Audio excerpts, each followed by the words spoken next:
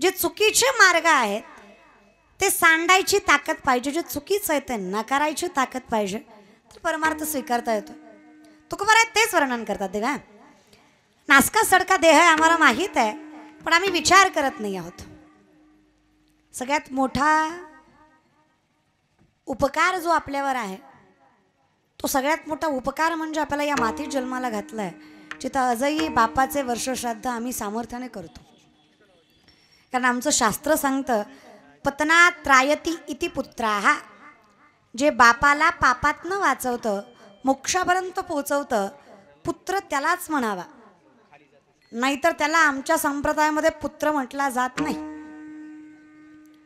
माय बापाला मोक्षापर्यंत पोहोचवता यावं आणि म्हणूनच या जगदाळे कुटुंबियाच्या माध्यमातून कैलासवासी सुंदरादादा जगदाळे यांच्या प्रथम पुण्यस्मरणानिमित्त हा अट्टहास, हा संकीर्तन सोहळा. माणसं विचारतात आता कीर्तनाचं एक ट्रेंडिंग झालंय म्हणून लोक कीर्तन करतात. कीर्तन हे एवढं सामर्थ्यवंत आहे जिथे आम्हाला विश्वास आहे नाही काही जमलं देवा, मुखी नाम हाती मोक्ष ऐसी साक्ष बहुतांची. भले भले सांगून गेले तुझं नाव मुखात आलं की आम्ही मोक्षप्राप्तीला गेलोच बाबा. मी या मोक्षप्राप्तीसाठी हा कीर्तन सोहळा आहे, कारण हे जाणारच आहे. हो अदश्च म्हणून संतत आणि कर्मानुबंधिनी मनुष्य लोके, माणूस कर्माने बांधलेला आहे. विनाशाची ताकद असणारा महादेव सुद्धा या कर्मामुळे 3 प्रहर पाण्यामध्ये लपून बसला होता. ही ताकद या कर्मामध्ये आहे, हे जाणारच आहे. देह जाईल जाईल त्याशी काळवा खाईल, जाईल जाईल त्याशी काळवा खाईल, देह जाईल जाईल त्याशी काळवा खाईल, देह जाईल जाईल त्याशी काळवा खाईल, काळवा खाईल त्याशी काळवा खाईल. आवाज वाढू द्या ना जरा, स्ट्रेस करा आवाज. 2-3 सेकंद तरी पुढे चालला पाहिजे, कट नाही झाला पाहिजे. विको द्या जरा. काळवा खाईल त्याशी काळवा खाईल, देह जाईल जाईल त्याशी काळवा खाईल, जाईल जाईल त्याशी काळवा खाईल, देह जाईल खाईल त्याशी काळवा खाईल, खाईल त्याशी काळवा खाईल, देह जाईल जाईल त्याशी काळवा खाईल, देह जाईल जाईल त्याशी काळवा खाईल, खाईल देह जाईल जाईल त्याशी काळवा खाईल. म्हणून विनंती आहे उठा जागे भारे आता, स्मरण करा पंढरीनाथ, भावे चरणी ठेवी माथा, सुख व्यथा जन्माच्या. उठा जागे भारे आता, स्मरण करा पंढरीनाथ, भावे चरणी ठेवा माथा, सुख व्यथा जन्माच्या. जागर बाहिल जागा तुम्ही, जागर बाहिल जागा, जागर बाहिल जागा तुम्ही, जागर बाहिल जागा, जागर बाहिल जागा तुम्ही, जागर बाहिल जागा, आता जागर बाहिल जागा, आता जागर बाहिल जागा. चोर निजल्या नाडोनी भागा, चोर निजल्या निजल्या निजल्या निजल्या, चोर निजल्या निजल्या नाडोनी भागा भागा भागा. जागर बाहिल जागा तुम्ही, जागर बाहिल जागा, जागर बाहिल जागा तुम्ही, जागर बाहिल जागा. थोडा दिसला लावणी भागा, थोडा दिसला लावणी भागा, भागा. जागर बाहिल जागा, आता जागर बाहिल जागा, जागर बाहिल जागा, आता जागर बाहिल जागा, जागर बाहिल जागा, आता जागर बाहिल जागा. जग जोगी जग जोगी, जग जोगी जग जोगी, जाग जाग जाग जाग जाग जाग जाग जाग जाग बोलती, जाग जाग जाग जाग जाग जाग जाग जाग जाग बोलती. जग जोगी जग जोगी, जग जोगी जग जोगी, जग जोगी जग जोगी, जग जोगी जग जोगी, जग जोगी जग जोगी, जग जोगी जग जोगी, जग जोगी जग जोगी, जग जोगी. उठा की रे माय बाप कैसी लागली झोप, उठा की रे माय बाप कैसी लागली झोप. झोप हुजूर जावनिया हुजूर जावनिया हुजूर जावनिया एवढी चुकवा की खेप हुजूर जावनिया हुजूर जावनिया एवढी चुकवा की खेप हुजूर जावनिया एवढी चुकवा की खेप हुजूर जावनिया एवढी चुकवा की खेप सांगायचं असेल ना एकच पर्याय आहे वासुदेव वासुदेव म्हणा तुम्ही वासुदेव वासुदेव म्हणा वासुदेव वासुदेव म्हणा तुम्ही वासुदेव वासुदेव म्हणा वासुदेव वासुदेव म्हणा तुम्ही वासुदेव म्हणा वासुदेव वासुदेव म्हणा तुम्ही वासुदेव वासुदेव म्हणा तुम्ही वासुदेव म्हणा तुम्ही वासुदेव म्हणा वासुदेव वासुदेव वासुदेव वासुदेव वासुदेव वासुदेव वासुदेव वासुदेव वासुदेव वासुदेव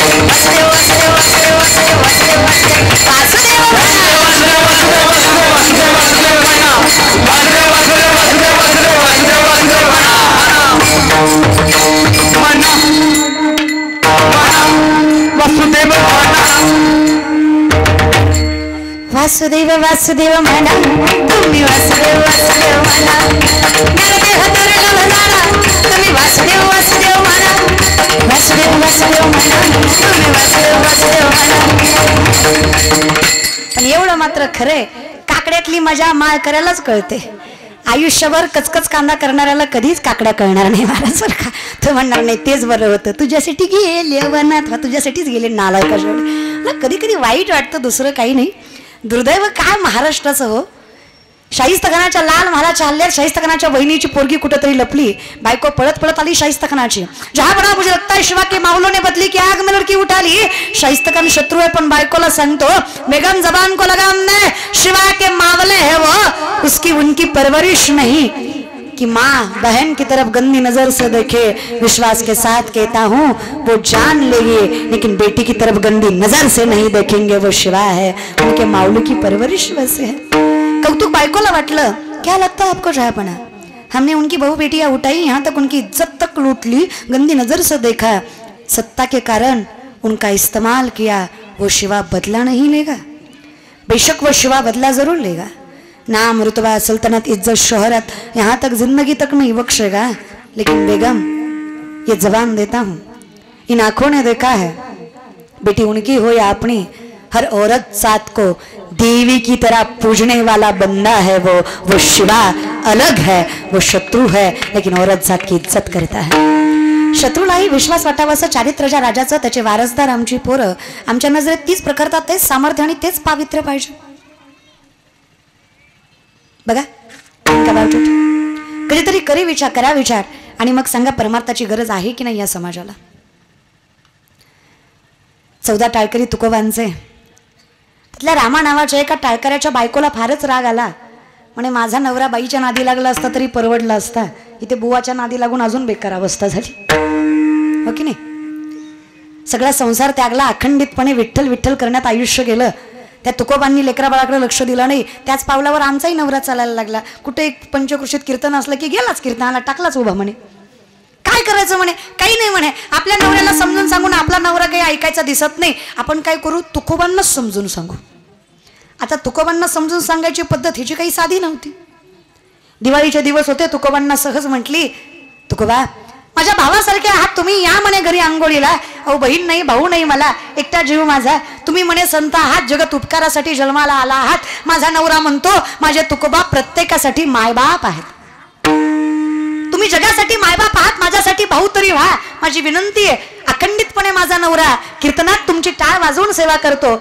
आज माझ्यासाठी माझ्या घरी बाहून म्हणून भाऊबीजेला आंघोळीला या तोंडावर तर प्रेमाने बोलत होते आपण मनात थोडंसं कपट होतं खरं सांगू का जेव्हा माणसं फार गोड बोलतात ना तेव्हा समजून जायचं काहीतरी स्वार्थ आहे कारण हे कलियुग आहे बायको फार गोड बोलायला लागले की स्पष्ट विचारायचं काही पाहिजे का तुला मग ती बायकोही असू द्या एखादा नवीन पदार्थ केला की सहज म्हणायचं काय झालं लय खुश आहे स्वार्थ या कलियुगामध्ये गोड बोलणं हे तुमच्या काटा काढण्याचं पहिलं पाऊल आहे गोड बोलायला लागलं की समजायचं आपला धोका आहे याला, ज्याच्यापासून आपल्याला फार स्पष्ट पाहिजे, व्यक्तिमत्व स्ट्रेट फॉरवर्ड पाहिजे, ओपन माइंडेड. जे आहे ते आहे, मी अशी आहे ना अशीच आहे, तशी आहे ना तशीच आहे बाबा.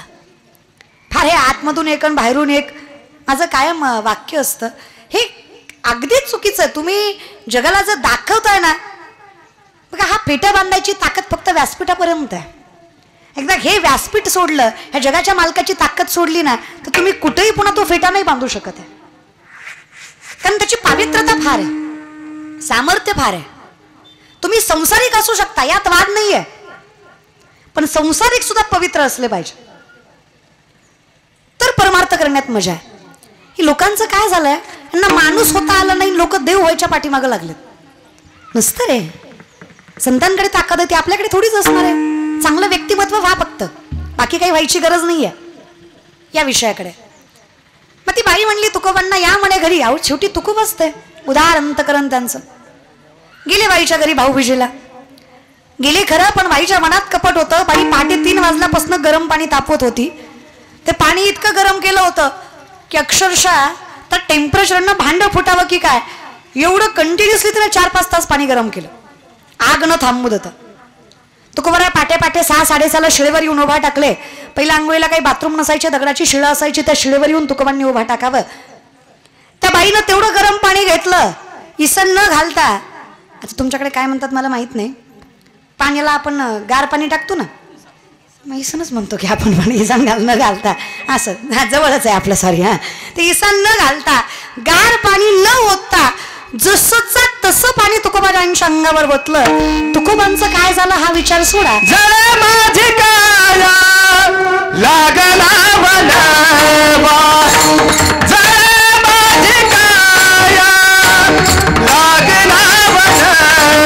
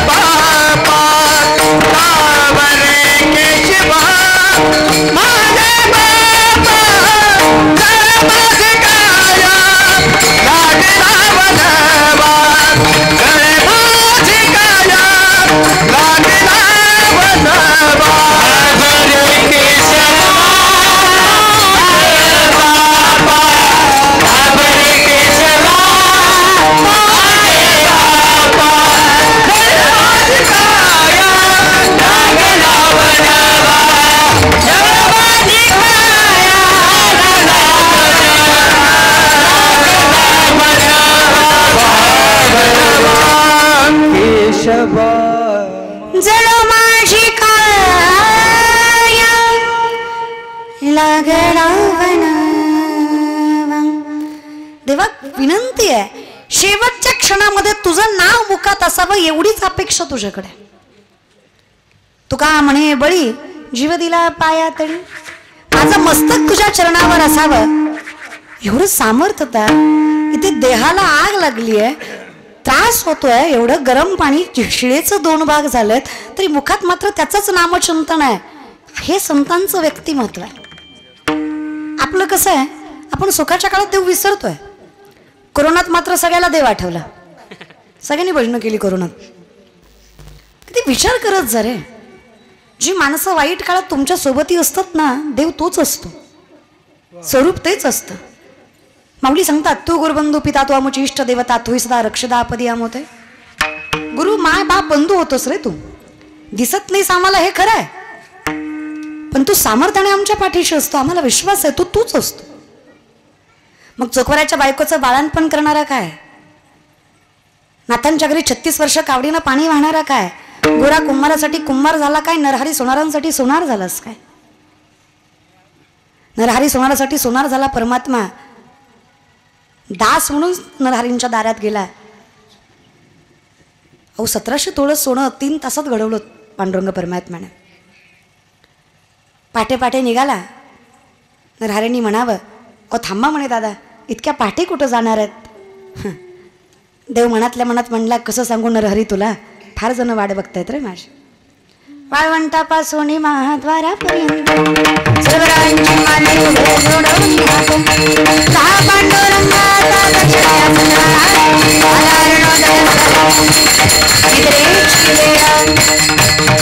वाट बघतात खूप जण. उढा पांडुरंगा प्रभात समयो पाठेला झाला वैष्णवांचा मेळा गरुडा पायी वाट बघतात सगळेजण. एवढे वाट बघणारे सोडून नाही थांबणार जमणार. तुकोबानी जावं, काकड्याची आरती चालू व्हावी, ब्राह्मणांनी अभिषेक चालू करावा, दूध तूप दही लोणी टाकावं. सगळं टाकलं. सगळं टाकल्यानंतर मध टाकला. मध टाकल्यावर विठ्ठलाची मूर्ती थरथर कापायला लागली. आता सगळ्यात जवळचं भक्त विठ्ठलाचं नामदेवराय. पण खरं सांगू, देव जेव्हा सगळं देतो ना, नामदेवरायांना मी सगळ्यात जवळ आहे याचा अहंकार होता की मी देवाच्या सगळ्यात जवळचा भक्त आहे. माझी विनंती अशी आहे, वैष्णव झालात तर अहंकार करू नका, अधिकारी झालात तर गर्व करू नका. नामदेवराय म्हणतात बघा, अहंकाराचा वारा न लागो. नको आहे देवा. माझा विष्णू दासा माझा विष्णू दासा माझा विष्णू दासा माझा विष्णू दासा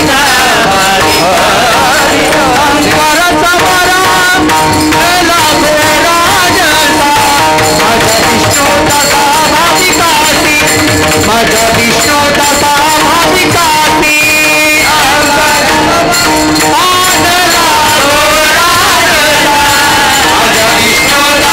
भाविकासी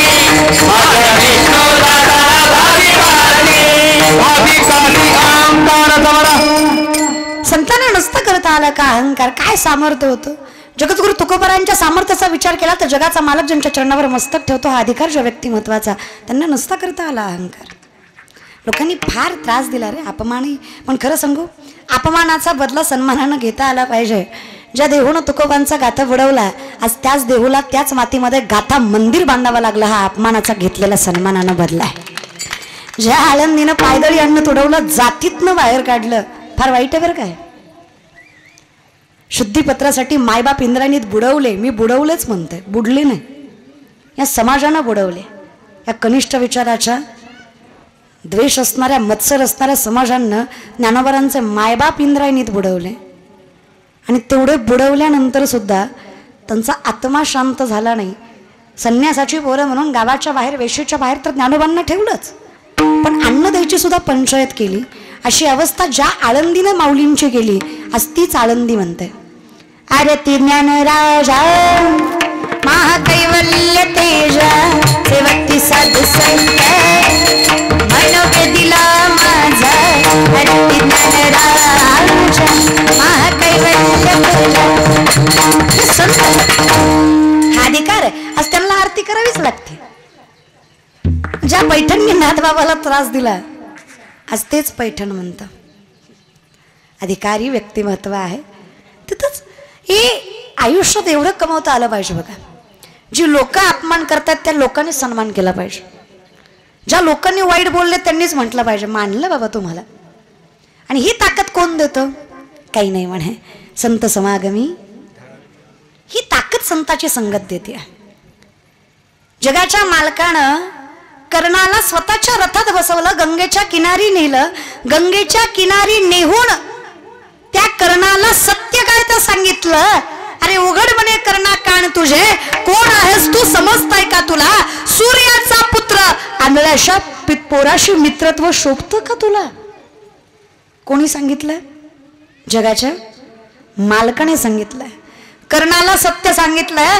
अरे सूर्याचा पुत्र तू आंधळ्याच्या पोराशी मित्रत्व करतो, शोभा देतं का तुला? अरे उघड जरा डोळे, तुका म्हणे कैसे आंधळे. अरे विचार कर ना जरा, डोळे उघड. एवढं सामर्थ्य तुझं अर्जुनासारखं. कुठल्या मातीत जन्माला आला, कुठल्या कुळात जन्माला आला. अरे तू तर तुझं कुळच विसरून गेलं. कपटी असणाऱ्या, द्वेषी असणाऱ्या, असत्य जगणाऱ्या माणसाच्या संगतीला आहेस. अरे मी सांगतोय, मी साथ देईल, फक्त विचार बदल, मार्ग बदल. कर्ण म्हणला देवा खरं आहे तुझं, पण आता मन ऐकत नाही दुर्योधनाची संगती सोडायला. इतकी संगत बेकार असते. दुर्योधनाची संगत कर्णाला देवाचं न ऐकायला भाग पाडते. थोडं गांभीर्य लक्षात घ्या बरं का मायबाप. दुर्योधनाची संगत कर्णाला देवाचं न ऐकायला भाग पाडते. म्हणून तुकोबाराय म्हणतात न लगे मुक्ती धन संपदा संत संग. संगत आयुष्य बर्बाद करते. कर्ण म्हणतो देवाला तोंड वर करून, ही माझी भाषा बरं का, तोंड वर करून तसं नाही म्हणे. कर्ण म्हणे देवाला, देवा अहो माहित आहे का तुम्हाला काय मित्रत्व आमचं. अहो तो दुर्योधन मला पालखीत बसवतो आणि स्वतः चालतो, एवढा जीव आहे माझ्यावर त्याचा. देव म्हणला आंधळाच आहेस की रे कर्णा. आंधळ्याच्या संगती राहून तुझेही डोळे असूनही फायदे नाही. इहलोकीचा अरे व्यवहार आहे हा कर्णा. वेडास का तू. अरे तू जर त्याच्या सोबत चाललास तर त्याचं अस्तित्व राहणार नाही. अख्खा समाज, अख्खं त्रैलोक्य कर्णाचं सामर्थ्य बघेल, तुझ्याकडे कुणी नजर वर करून सुद्धा पाहणार नाही. हे माहित आहे दुर्योधनाला. म्हणून दुर्योधन तुला पालखीत बसवतो आणि स्वतः चालतो. का तर जगाची नजर कर्णावर नाही दुर्योधनावर पडली पाहिजे. इतका आंधळा असशील असं वाटलं नव्हतं रे बाबा. देवाचं न ऐकायची ताकद फक्त दुर्योधनाची संगत देत असेल तर देवा संत समागमी धरावी. दास होईल मी संताचा, भिकारी होईल मी परमार्थात, पण अशा दुर्योधन असणाऱ्या राजाची मला संगत नको. राज्यत्व नको मला, अधिकार नको मला, सामर्थ्य नको मला, साम्राज्य नको मला, पैसा धन दौलत नको रे बाबा. त्या कौरवासारख्या धन दौलतीचा फायदा काय. अरे श्रीमंती त्या अर्जुनासारखी पाहिजे, जगाचा मालक स्वतःच्या रथात बसून मार्गदर्शन करतो. ही श्रीमंती मला पाहिजे देवा. आणि ही श्रीमंती मला पाहिजे असेल तर मला कळलं पाहिजे इहलोकीचा हे जे आहे हे नाशिवंत आहे, माझ्यासाठी करावी तातडी परमार्थी. हे कळलं पाहिजे. नाहीतर आमची अवस्था अशी आहे, एक अट्टल चोर होता, अशी महाराष्ट्रात भरपूर आहेत, दिसत नाही पण आहेत. अट्टल असतात ते. अट्टल म्हणजे समोरून दिसताना इतके सामान्य आणि एवढे सामर्थ्यवंत दिसतात, असं वाटतं यांच्यासारखा माणूस नाही, पण आतून मात्र ते अट्टल चोर असतात. सध्या तर बेकारच अवस्था आहे. असा अट्टल चोर एका सावकारासोबत फिरत होता, पण सावकारही जरा संताच्या संगतीमुळे हुशार झाला होता. त्याला कळायचं कोण चांगलं कोण वाईट, कोण बरोबर कोण चुकीचं. ही नजर संताच्या परमार्थाशिवाय येत नाही बरं. ज्ञानेश्वरी वाचल्याशिवाय गाथा, अहो मित्र म्हणते परमार्थात आल्याशिवाय माणसं कळतच नाही. आमच्यात तरी काय लय शहाणीत होय, कळतं इथं आल्यावर कळतं महाराज, इथं आल्यावर कळतं. इथं आल्यावर कळतं बाबा हे असं नाहीये रे. आपण ज्याच्यावर विश्वास ठेवतो तीच माणसं विश्वासघात करतात. आणि हा जगाचा नियमच आहे. कधीही दगा जवळची माणसंच देतात, बाहेरची लोक कधीच आपल्यावर अन्याय करत.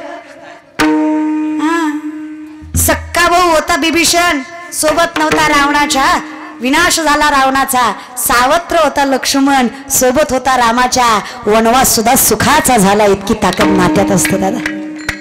आपली माणसं सोबत असली ना, रावणासारख्या बलाढ्य सगळा जगाच्या, कारण जगाचा मालक आहे, पण अवतार तर मनुष्याचा आहे ना.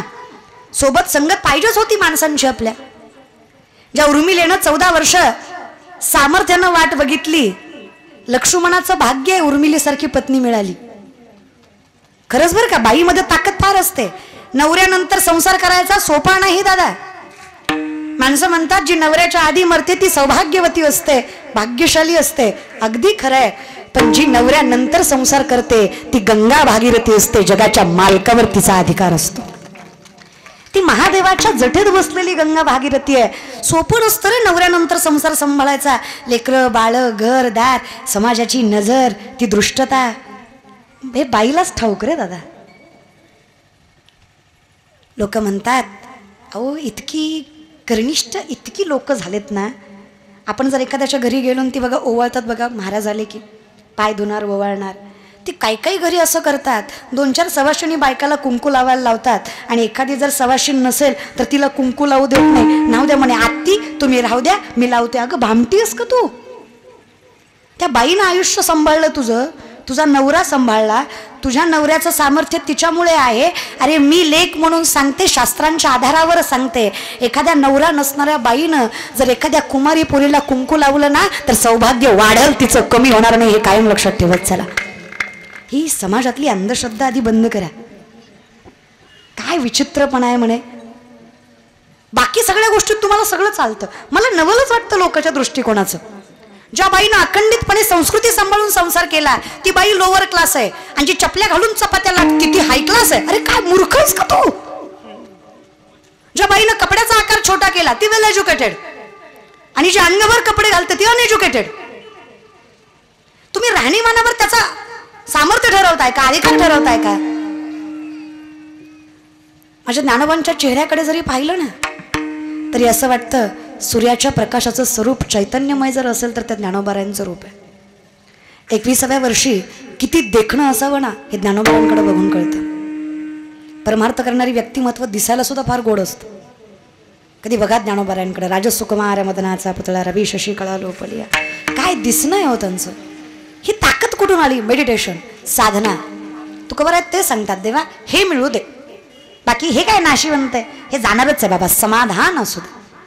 आणि समाधान पाहिजे असेल ना, सदनाम घोष करू हरी कथा, सदनाम घोष करू हरी कथा, सदनाम घोष करू हरी कथा, सदनाम घोष करू हरी कथा. तेरे सदाचित समाधान, तेरे सदाचित समाधान, तेरे सदाचित समाधान, सर्व सुख जालू सर्व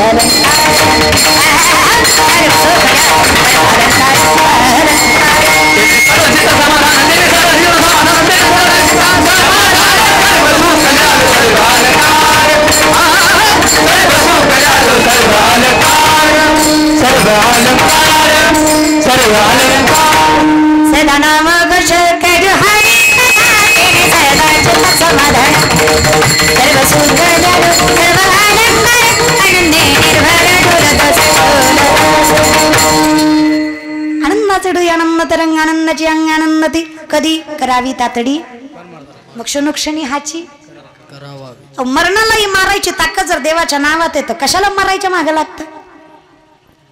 नाथ बाबा 3दा गेले, नोट जोक वर्णन आहे.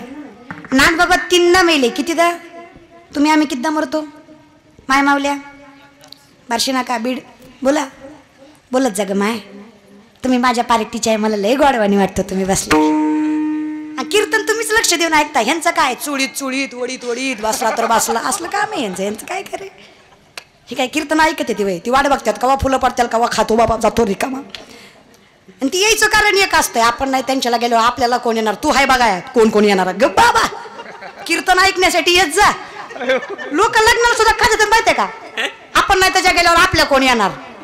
अरे बाबा तुझं होणार आहे हे तुला माहित आहे का? कशाला पुढचा लय विचार करतो, आणि व्हायच्या आधीच गेला म्हणजे लय विचार करीत जाऊ नका रे. आहे तो क्षण जगत जा, फील द मुवमेंट, प्रत्येक क्षण जगत जा. कीर्तनाला बसले की मनसोक्त बसत जा. आणि ती काय असते, खुर्चीचा जरा प्रॉब्लेमच आहे. माणूस खुर्चीवर बसला की जरा अहंकार येतोच, मग ती कुणी बी असू द्या. ती खुर्ची जरा धोकादायकच आहे, मग ती सदस्याची असो नाही तर मंत्र्याची असतो. ती मात्र मुंगळा देती म्हणजे देतीच. मी अहंकाराचं म्हणते महाराज बरं का. ते नाथ बाबा सांगतात ते विंचू चावला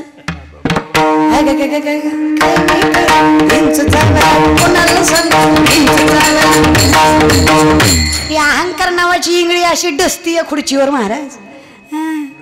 म्हणून नाही ना कीर्तनाला कायम खाली बसत जा. आणि हे तर असं रान सोडलंय, मधनं गाडी गेली की लक्ष गाडी संगच पुढे जाते. अरे महाराजाकडे बघ बाबा, काय म्हणजे ते ऐकण्यात काही मजाच नाही यांचं कीर्तन. हे म्हणजे कसं आहे दादा, लयच अवघड आहे. माणसं उगं बसले म्हणून बसतात आणि पुन्हा लोक म्हणतात देव भेटत नाही. असं वागून नसतं रे दादा. काय सांगू तुम्हाला आता, तुमची कशी गत आहे. माणूस महाराजाकडे गेला, वर्षात लेकरू मागितलं, महाराज म्हणला हरकत नाही, नारळ घे तुला वर्षात होईल. हा वर्षानं माघारी आला, म्हणला भामटा आहे तू, वर्ष झालं लेकरू नाही. महाराज म्हणला नारळ दुसरा घे, पण माणसात बोंबलू नको, झालं नाही. महाराजही तसला, मागणाराही तसलाच.